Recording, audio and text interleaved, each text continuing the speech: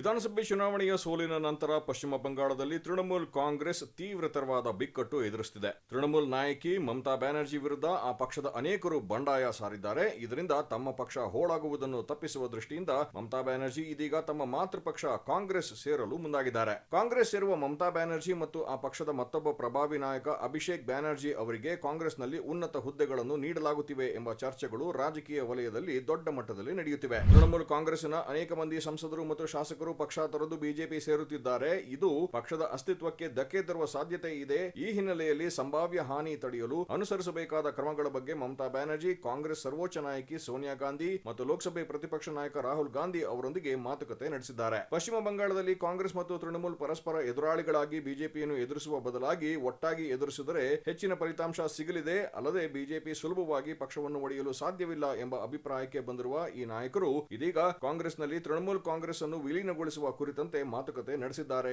ಎಂದು ಗೊತ್ತಾಗಿದೆ. ಕಾಂಗ್ರೆಸ್ನಲ್ಲಿ ತೃಣಮೂಲ ವಿಲೀನವಾಗುವುದರಿಂದ ಲೋಕಸಭೆಯಲ್ಲಿ ಪಕ್ಷದ ಸಾಮರ್ಥ್ಯ ಹೆಚ್ಚಲಿದೆ. ಆಗ ಪಕ್ಷದಿಂದ ಸಂಸದರು ಹೊರಹೋಗಲು ಪಕ್ಷಾಂತರ ನಿಷೇಧ ಕಾಯ್ದೆ ಅಡ್ಡಿಯಾಗಲಿದೆ ಎಂಬ ಕಾನೂನು ಹಾಗೂ ತಾಂತ್ರಿಕ ಅಂಶಗಳನ್ನು ಪರಿಗಣಿಸಿ ಈ ಚರ್ಚೆ ನಡೆಸಲಾಗುತ್ತಿದೆ ಎಂದು ಮೂಲಗಳು ತಿಳಿಸಿವೆ. ಕಾಂಗ್ರೆಸ್ನಿಂದ ರಾಜಕೀಯವಾಗಿ ಪ್ರವರ್ಧಮಾನಕ್ಕೆ ಬಂದ ಮಮತಾ ಬ್ಯಾನರ್ಜಿ ನಂತರದ ದಿನಗಳಲ್ಲಿ ಕಾಂಗ್ರೆಸ್ ಪಕ್ಷ ಪಶ್ಚಿಮ ಬಂಗಾಳದಲ್ಲಿ ಎರಡು ಪಕ್ಷಗಳ ವಿರುದ್ಧ ಸಂಘಟಿತ ಹೋರಾಟ ನಡೆಸುತ್ತಿಲ್ಲ ಎಂದು ಅಸಮಾಧಾನಗೊಂಡು ಆ ಪಕ್ಷದಿಂದ ಸಿಡಿದು ತೃಣಮೂಲ ಕಾಂಗ್ರೆಸ್ ಸಂಘಟಿಸಿದ್ದರು. ಈಗ ಎರಡು ಪಕ್ಷಗಳ ಉದ್ದೇಶ ಒಂದೇ ಆಗಿರುವ ಹಿನ್ನೆಲೆಯಲ್ಲಿ ಒಟ್ಟಾಗಿ ಹೋರಾಟ ನಡೆಸುವುದು ಸೂಕ್ತ.